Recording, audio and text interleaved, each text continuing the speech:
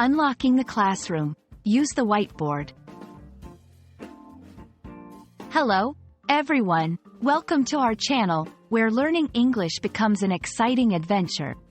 Today, we're diving into a very common phrase you might hear in educational settings: use the whiteboard. This might seem straightforward, but there's more to it than meets the eye. So, let's explore what this phrase means, how it's used, and why it's such an integral part of learning environments. Use the whiteboard is a directive phrase that instructors or peers might use during classes, meetings, or group study sessions. But what does it really entail?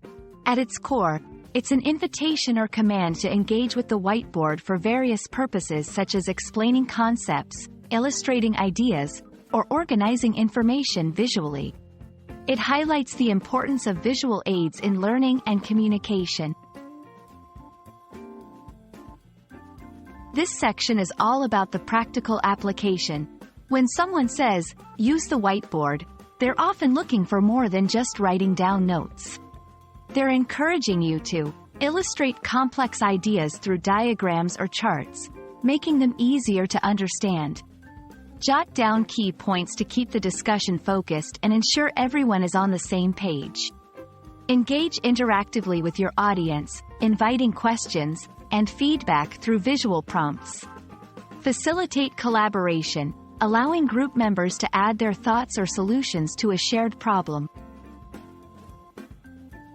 Understanding when and how to effectively use the whiteboard can significantly enhance communication and learning efficiency. Why is this phrase so common in learning environments? Using the whiteboard offers numerous benefits, including enhanced visual learning. Many people are visual learners, and whiteboards provide a clear, visual representation of information that can aid in comprehension. Increased engagement. Interactive use of the whiteboard can make learning more engaging and enjoyable for participants. Better retention.